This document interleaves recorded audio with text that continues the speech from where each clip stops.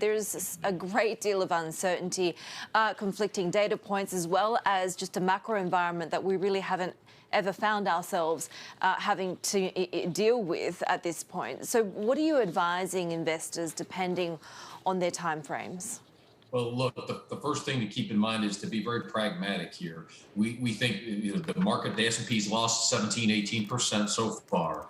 We could see some further losses. There could be some volatile quarters. We don't know about the Fed, 50 basis points, 75 basis points. There's still some uncertainties about the war in Ukraine, about escalation, and China's zero COVID policies, which you've treated quite extensively in your last half hour or so. A lot of uncertainties still, but we think that if you're an intermediate term or a long-term investor, so let's say you've got a horizon of 5, 10, 15 years, this is a time to be patient and, as you said in the collage, bring out the shopping list. We think that this is really, and we've been doing this all year long, moving away from cyclicals, recognizing that the cycle is getting very advanced in age. So we downgraded industrials, we downgraded financials. We've been out of small caps now this year. We moved out of emerging markets as well. Anything that we think that it has some beta or some correlation to the economic cycle. And we've been moving towards higher capitalization,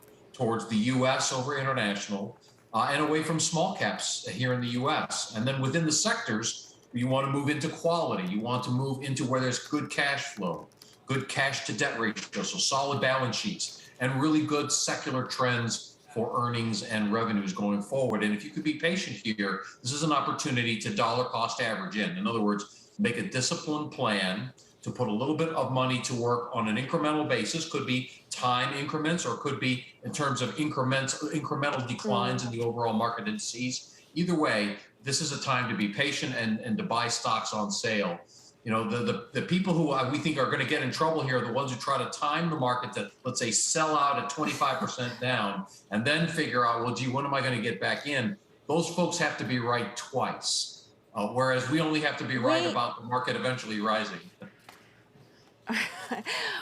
How do you get emerging markets right, though? Because, yes, we're seeing an almost 2-year low when it comes to emerging market equities.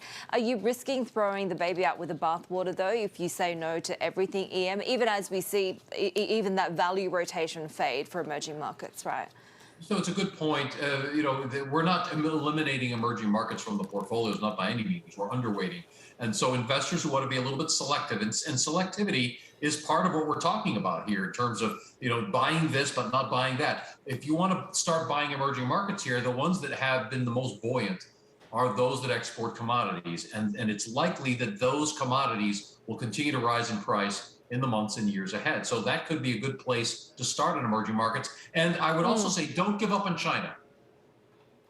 Oh, interesting. Okay, elaborate on why we're not giving up on China. I mean, we've heard President Xi say, we're going to do zero COVID policy for as long as we have to, and then we're going to quickly transition to that really big bazooka of the government stimulus where they start getting into infrastructure spending. They've avoided that now for a number of years because of the debt that it increases in the economy. But they're going to be shifting gears very quickly here. The brake is on right now for COVID, but when that brake comes off, the gas pedal is going all the way to the floor. And that's the point where you want to start thinking seriously about Chinese stocks again. We are seeing even that front loading of local government bond issuance, right, when it comes to that fiscal stimulus. But I do wonder, what about the crackdown? I mean, we continue to get signals from Beijing that perhaps we're not completely done when it comes to tech crackdowns or different sectors of the economy. How do you play that?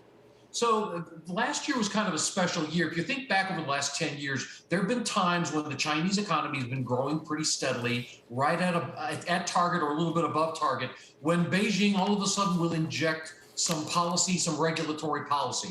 And that's what happened last year. So are they going to be doing more of that? They're not going to remove it, but are they going to be doing even more of that in this environment? No, I don't think so. Their emphasis is going to be on reflating that economy. So going forward, will they continue to have a long-term focus on developing the middle class, which will involve some additional regulation? Yes, but that's not going to be the focus, we think, tactically speaking, for the next year or two.